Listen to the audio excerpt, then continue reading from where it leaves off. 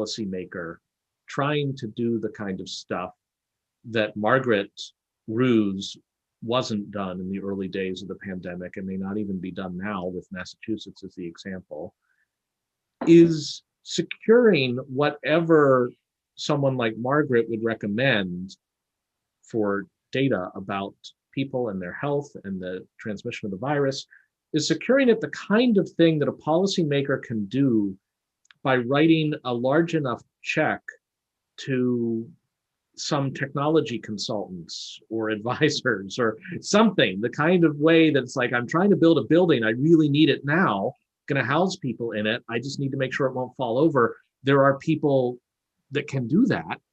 Or is it more somehow profound and fundamental to the process of assembling that data? Is there something more that those top policymakers would have to be bearing in mind to do it right? I think in the beginning of the pandemic, we saw an awful lot of blow up tents with camp cots in them to house victims of COVID, is what I think. And I think that people were forgiving of the fact that we needed to create and deal with emergency measures in that moment. I think over time, it's not acceptable to simply write a check and hope that a third-party vendor can rapidly solve a problem. You need the defense in depth of people who actually understand how to implement information security and in depth to secure the kind of patient data that you're talking about. Is it enough for a policymaker to just write a big enough check to secure this data? No, it is not. And it's because no one person, no one organization, certainly no one third-party vendor can solve this problem completely. When I say defense in depth, I don't just mean that we are putting enough gates around one source of information. I also mean that the kinds of best practices that you've mentioned are something that every individual person in a chain of ownership needs to take ownership of. I spent a lot of time this morning explaining the SolarWinds hack to people. And I explained it. I don't know how in depth you want me to go into this, but there's a trust element there, I think, on the part of people in this country and around the world when it comes to governments securing data. And I think that one of the problems we have is that we don't understand the difference between an organization or agency getting hacked and where the flaw in the security actually was lying. The SolarWinds hack this morning, this is for those of you that are kind of tuned into this, what happened basically was that what is speculated right now to be a Russian nation state attack versus US government agencies and information storing systems occurred through breaching a third-party vendor, SolarWinds. It's an IT infrastructure provider, the kind of company that Jonathan's talking about right now, about writing a big enough check to. That company had a breached software update process where people downloading updates of their software were also downloading a backdoor into the systems that they were installing it on. And which has a certain irony that they were trying to kind of do it right and stay updated and patched, and the very patch was the problem. This has a very good analogy to a vaccine. Just because there's going to be one or two people that have a bad reaction to a vaccine does not mean that we do not need to mass vaccinate, right? This is that moment where we see that there's a couple of flaws in the system, and statistically speaking, you cannot have a perfect 100% working vaccine that has zero side effects. I'm sure Margaret can tell you more about this, but what I'm telling you is that this is the equivalent in that moment of something like a vaccine. You still need to have everybody doing the right thing in that moment. Just because one or two people statistically are going to have a bad reaction to it, just because several of the agencies that were part of the 300,000 customers of this third-party vendor were breached as a result of trying to do the right thing, doesn't mean we shouldn't all still do the right and secure thing. I'd actually, this is one of those moments where we have this great analogy between me and Margaret's work. This is like a vaccine. You still have to do it.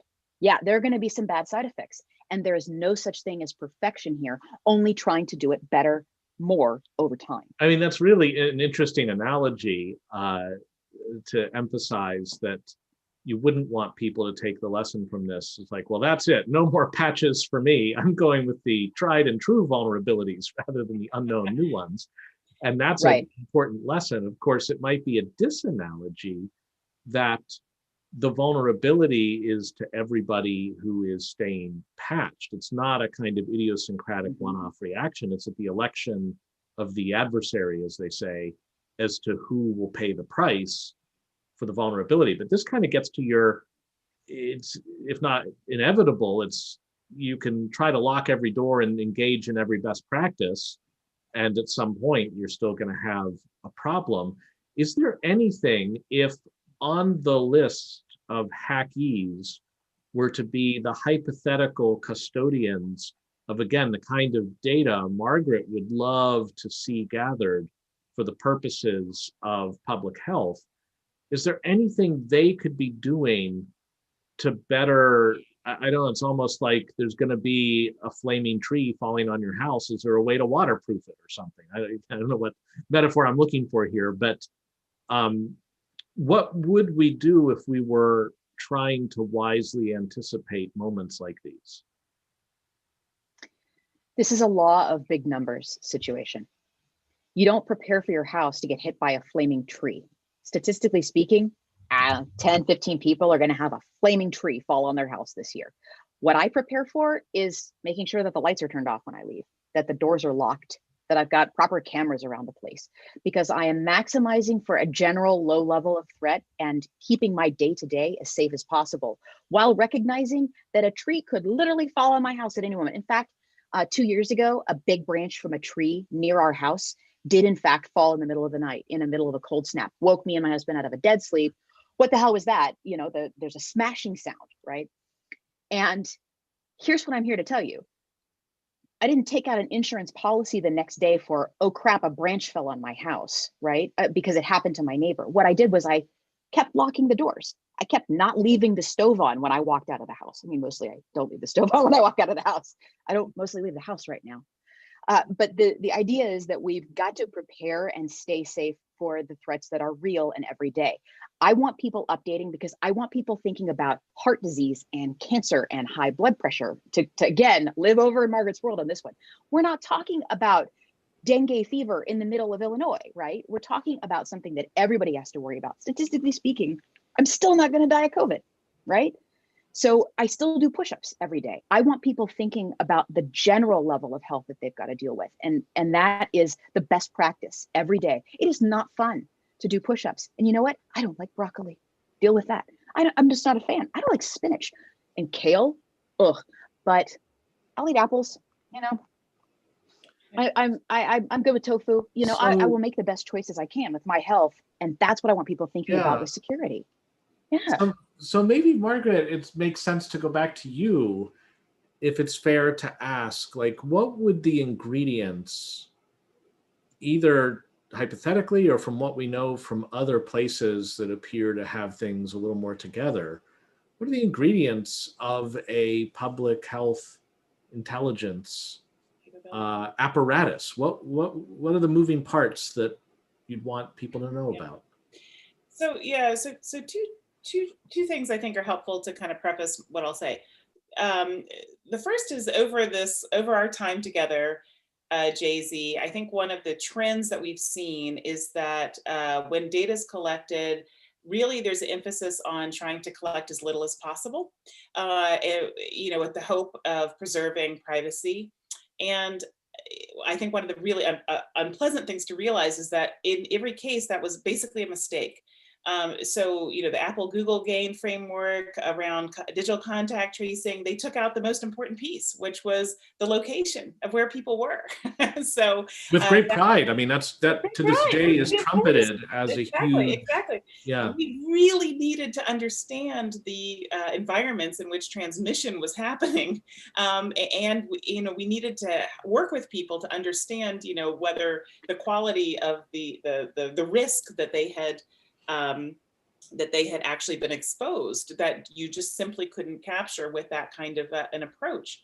I think the second example is from a mistake we made in the contact tracing program, where we kept saying to people, oh yeah, every time you talk to somebody who's infected, they're going to want to tell you all about where they think they got it.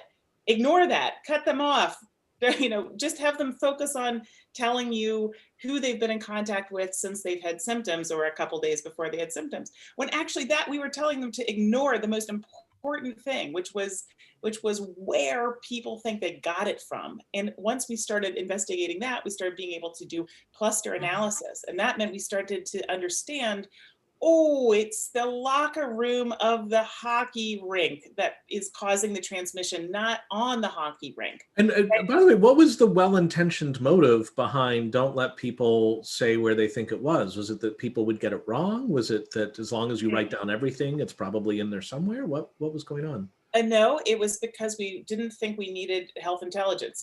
We thought, okay, we're in the here and now. All we're going to do is use contact tracing to try to stop the propagation of that particular line of transmission, not use it as a way of understanding and characterizing where in the context in which people are getting sick. And we didn't want to do it because that was also, we knew it'd be dicey, we knew that it would be dicey because somebody would say, oh, I got it at the illegal club, or that's still running, or I got it at that wedding. Or the protest. Or the protest, or by the way, I was doing a drug deal with somebody and I've exposed them, or whatever it was. And so the more information though that we got about, the more personal, granular information about where people had been and who they had been with, the more valuable it was from a public health perspective. And so I think that that's one tension, right, that I've sort of seen out before us. The other thing I think is really important to communicate to cyber people and people outside of the health system. In fact, it's important to communicate to doctors is that in this country, there is a stovepipe separation between our medical care system and our public health system. And the medical care system is where is that's your doctor, your clinics, your hospitals. Your public health system is a totally different system that is orchestrated, is a public sector function. It's orchestrated at the local and state level. And it is, resource poor, has been stripped of resources, et cetera. And its connection to the medical care system is very tenuous. There's only a couple of connections. So like one of the connections people might be familiar with is a newborn screen. If you have a baby, they take a little bit of blood from the heel and they put it on a piece of paper and then they send it to the public health department from the medical care hospital, right? So that's like one example of a program where, that information is given to public health system. And what's that used for? Yeah, so they are using that to detect genetic conditions and medical illnesses. And so the public health department then, runs the analysis, says, oh, that child, can't eat certain foods or else they'll have permanent brain damage. And then they go out and they call the doctor and the doctor goes and tells the parent. For whatever reason, we've housed that in the public health domain. But you could imagine that that's a program that just would be run through every hospital. They wouldn't necessarily need a public health lab to do that test. But those tests are sort of specific and, they're not something the hospital lab would every hospital lab would love to sort of specialize in. So that's kind of a marriage of convenience connection. There are others. So there are a set of diseases that have always been sort of tracked and diseases with, communicable potential, the plague, measles. These are things that if your hospital tests you for, if they can't rule it out, then they send it to the public health laboratory. And so that's the other sort of connection. But most day-to-day doctors working in a hospital, they don't know anything about the public health department. They don't know who's in charge of the public health department. They don't know who's in charge of the public health lab. And that matters because the public health, the sort of where I think the education around data security is much more sophisticated in the medical care side and not as much sophisticated on the public health side. So you have sort of education around hospitals are very much worried about being hacked and medical data being stolen, but the public health folks are maybe not as attuned tuned to what could happen. Now, part of that is because their information systems are very primitive. Most of our public health system is being run off of a fax machine. So like Afghanistan, they're worried they didn't have anywhere to bomb. Well, state enemies don't have a lot of targets in the United States. And so that's one thing that's maybe saving us from big epidemiologic surveillance. I see how like the physical filing cabinet is both secure in a digital kind of way and extremely limited in a digital kind of way. Exactly. So I'm wondering, is the picture you're painting that we're then going to ask Tarah to take a look at and tell us where its vulnerabilities are, is the picture you're painting one of, there's a lot of tributaries of information that might kind of come out of the medical standard healthcare system, hospitals, urgent care centers, apps, Google queries, who knows what. Tributaries that go into a river that feeds into, now I'm going to Hollywoodize it, some kind of public health fusion center with crisply uniformed people looking at massive screens that have dots appear where like, all right, we got another COVID in sector 12, 4G or whatever it is. And then they can snap to, but you don't need that many people in that fusion center and they can just issue the orders and say, all right, I need you to go do something stat. Is that the kind of vision you're painting for which then you need a sort of Fort Knox where the data lives, but you don't need a ton of people legitimately getting access to it all the time, just kind of the public health whizzes who can deal with it? Yeah, I do think it is, in my mind's eye, right? There's some system where people come into their clinical home, their medical home, and they get a test for COVID, and that positive test is funneled across the divide, across the medical system, into the Department of Public Health, and that is collecting all the positive cases, and then information about that patient is accompanied with that positive result, including where they might have gone, et cetera, et cetera. Their public health folks take it, they analyze it, they anonymize it as much as they can, and compile it to try to understand how it is, how effective it is, and then vice versa, that the public health system is able to take information about emerging threats or environmental conditions that should impact patient care and funnel that into the doctor's office, so that the doctor can say, oh, I see that you're living in an area where there might be higher levels of lead in your water. Let me try to test you for lead. And so I think that that's the kind of feedback loop that I think would be really helpful and in times of crisis critical. But I'm just not convinced that, I just don't know how to do that. I'm not exactly sure what the ramifications would be. I mean, people are already reporting very sensitive things to contact tracers at public health departments that are collecting very sensitive data. So that is already, happening to some degree, and this would mean more of that. And maybe so much more of it that would become a much more valuable target for exploitation. Yeah.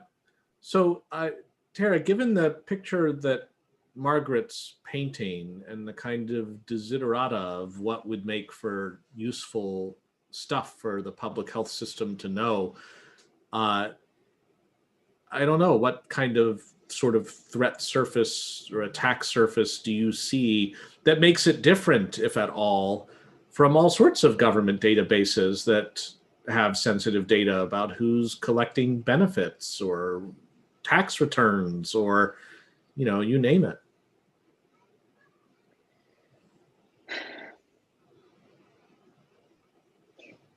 The end state of all patient data is either that it is eventually deleted or attrited away over time as patient data ages out or hospitals go under or records get deleted, or it becomes fully public and is in the hands of our enemies.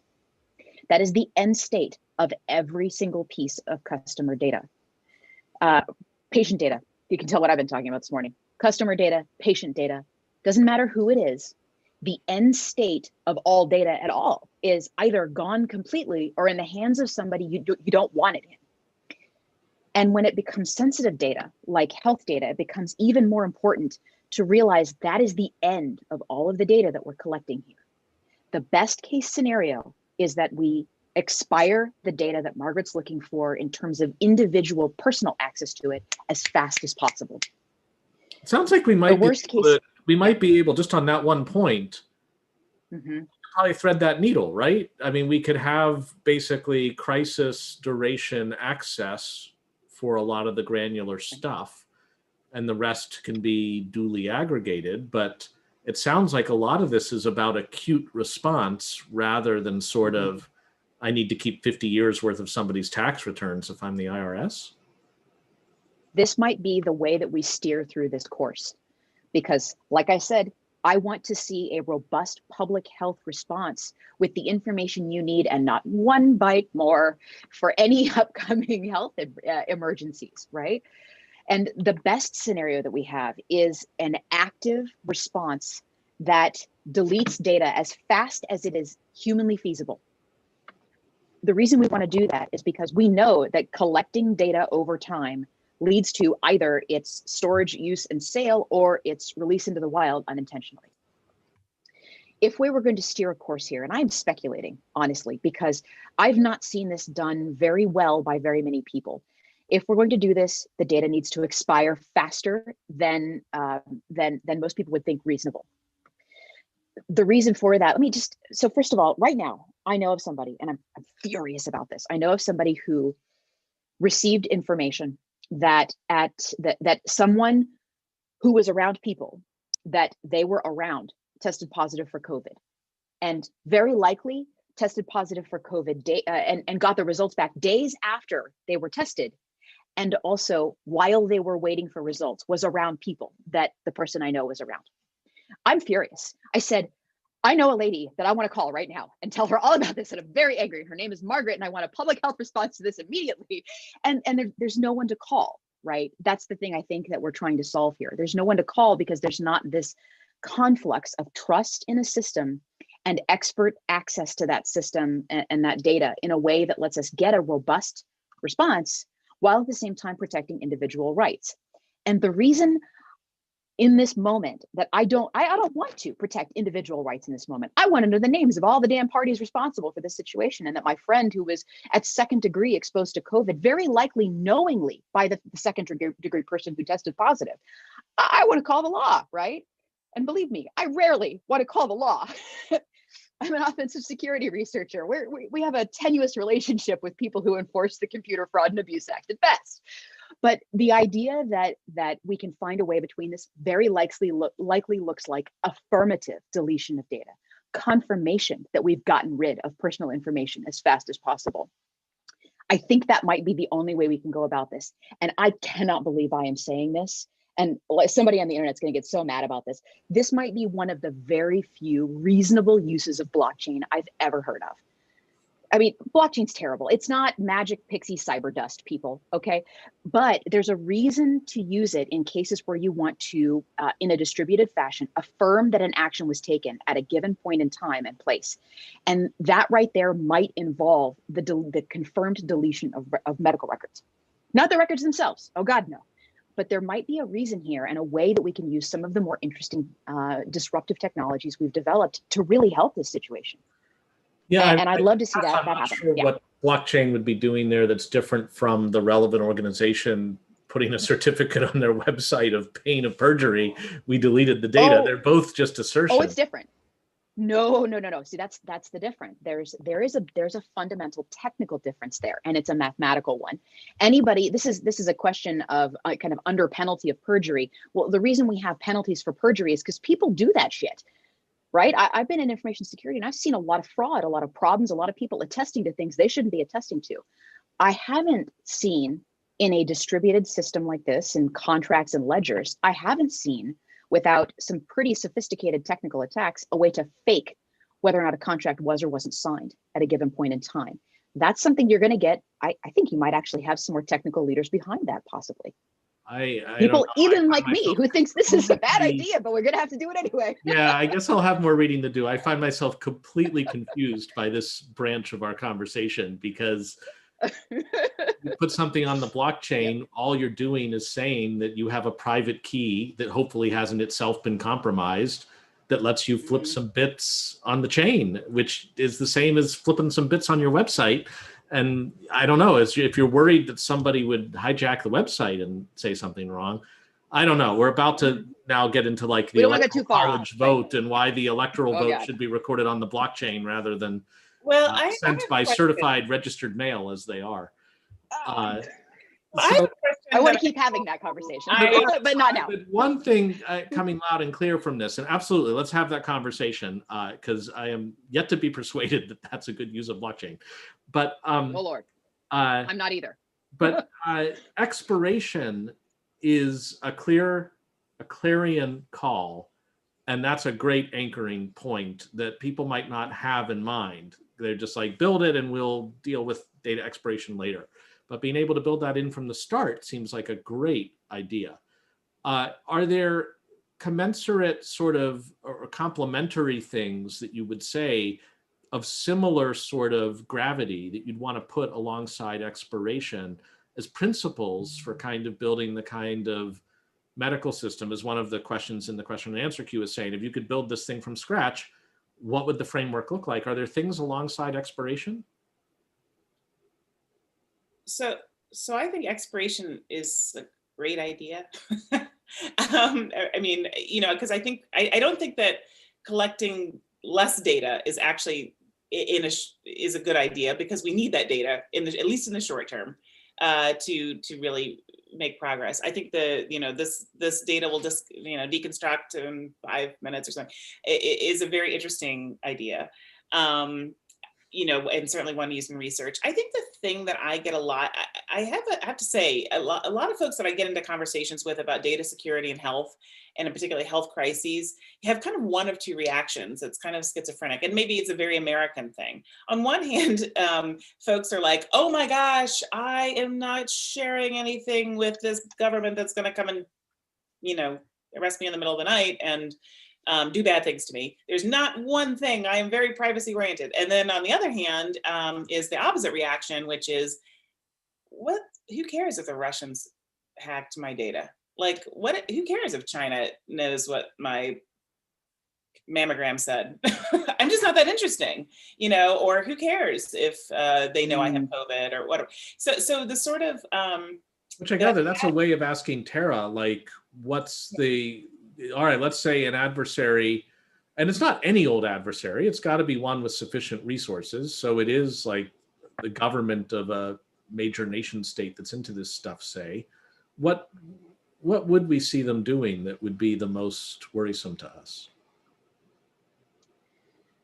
We have seen this information used for blackmail purposes, for deep fake purposes, for the ability to recreate someone and their consent or identity without their knowledge of it. One of the things I've seen, and I think Margaret's probably going to have seen a lot of this as well too, during the pandemic, I have seen from the very beginning as schools started to go online, I started to see parents having to sign their kids in every couple of minutes to online learning systems. About halfway through the pandemic, that flipped, and every kid I know now has all their parents' passwords, because every parent was like, I can't handle this anymore. Kids starting to sign in instead. And so what we're starting to see, I think, here, or just a vector? They are absolutely both the vector and the attack surface. But the concept here for identity and access management is that we're starting to see identity is something that you own and operate instead of something that you are.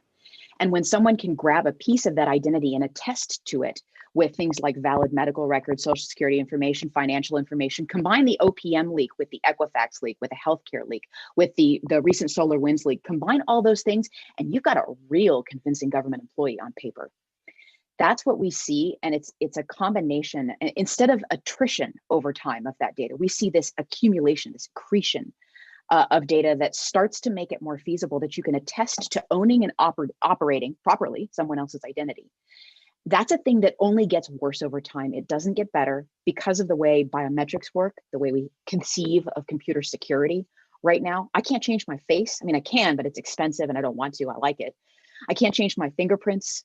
I can't change a great deal of the things that physically make me me, and yet using those things to identify me and having a digital record of them that are taken makes it incredibly problematic for me to prove I'm me instead of someone else who has all the same records. So that's the concern I think you see many people having with this. The more sensitive the person, the more important the person, the more that's a weapon. And those are being conceived of as weapons in a new kind of way. We call it disinformation now. We don't call it propaganda. We call it disinformation because you can get a lot more grant money right now studying disinformation than you can propaganda. But these are all ways of attacking people's conception of the world. And that's what we see happening. And I think people are already distrustful enough that the state of the world that is being represented to them is actually reality right now. We're having a big conversation in this country about whether or not what we see is what's actually happening. And I'm here to tell you that everybody watching any individual news channel is deeply convinced that they know the truth, and people watching a different media outlet aren't. That's incredibly problematic, not only for the kinds of health responses we need to see, the kind of fear that Margaret was talking about, like, what do I do when the government gets all my data and never gets rid of it? Am I going to even be helped by this? Or the opposite side of it, why should I care if somebody has my information? I think that becomes a different question. Why should I care if someone has my data becomes a different question in 5 years when you find out you can't get a job because your credit's wrecked, because your medical history has been exported elsewhere and you're no longer able or qualified for a security clearance. There's a longer term game happening here with the collection and storing and accretion of human beings and their identities. And it's what's happening. But at the same time, it makes it more problematic to be sure that what you're seeing in micro ads on Facebook and Twitter and wherever are really what's happening. It could be just targeted to you to change your state of the world. It stands to reason, I would imagine, even like, let's just take this current example. If we wanted to have people quarantine for 14 days, now it's down to 10, can you just hack the exposure notification system of Massachusetts and say, you've been exposed. We're expecting you to not go show up for work for 10 days. And if you don't comply, then you're fined $500 a day. Right now we've taken such a, very loosey-goosey kind of approach to the intervention that people are not, really enforced into quarantine, things like that.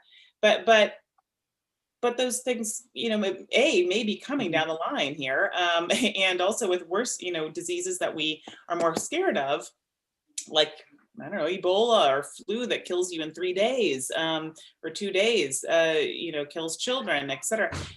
You can imagine that spoiling of data combined with the seriousness and the power of public health law, should it be used, might be a really bad thing.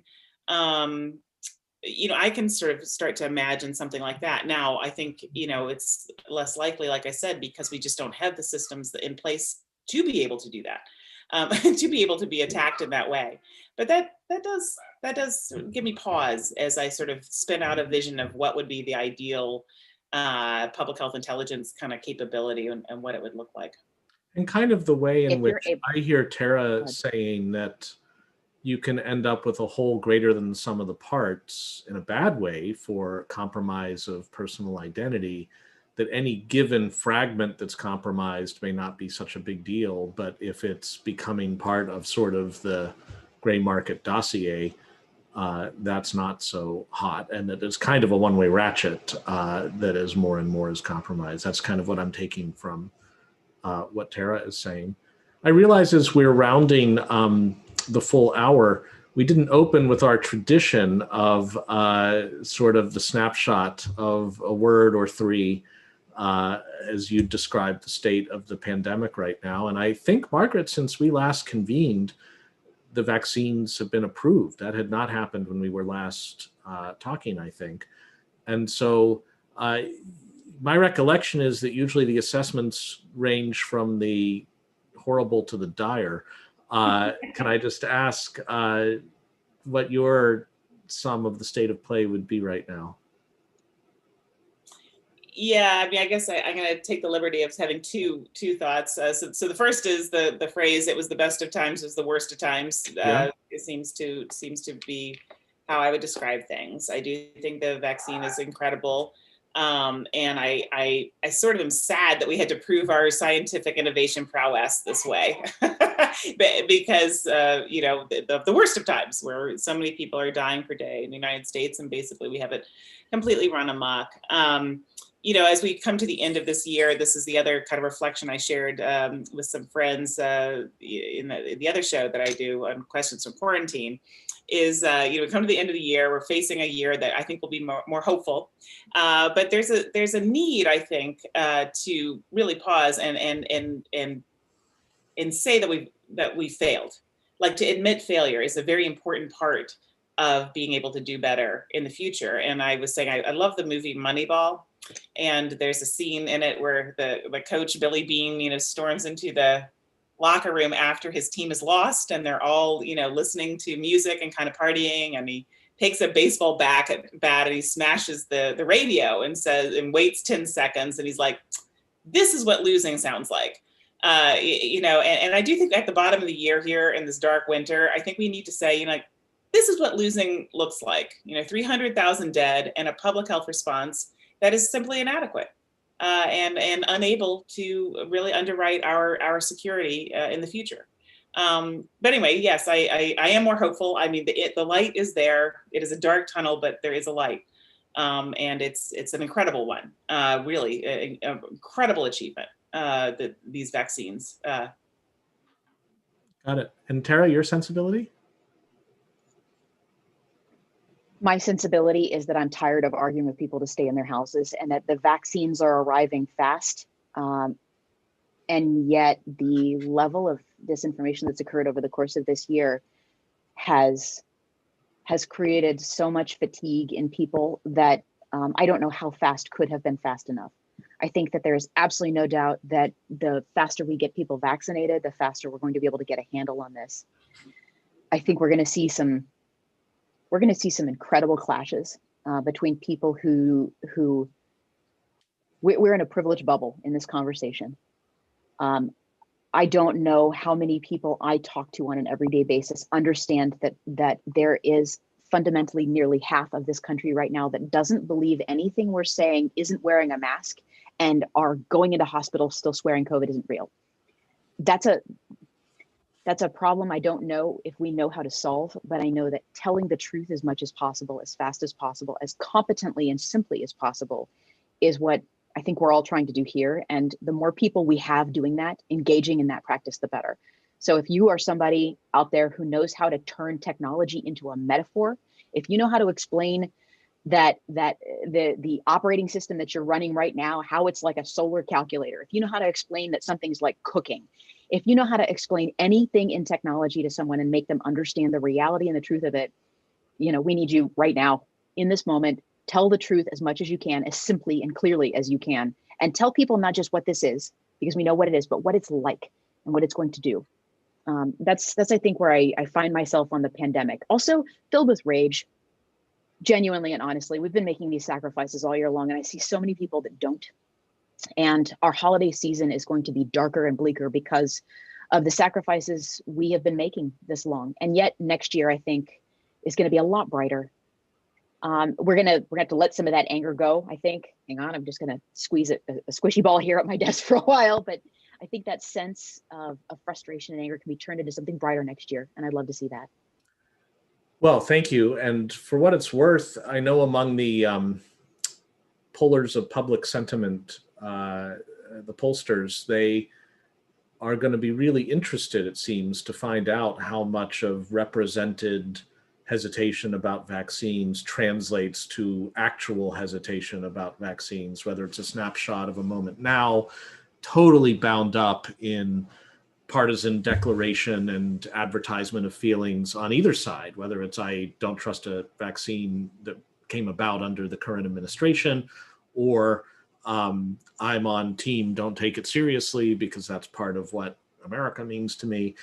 That if it's that sort of thing, it actually may not run so deep once there's something available at the local Walgreens. But we'll find out. I mean, this is going to be, we're running the experiment right now to see how it's going to work out. And of course, Margaret has a lot to say, perhaps in the next episode, on vaccine distribution and allocation, which is its own issue and set of trade-offs. And I confess, Margaret, I wonder if all of the highly refined, here's the ladder of people who will get it at what time, it's going to be like, it came off the truck, it's use it or lose it.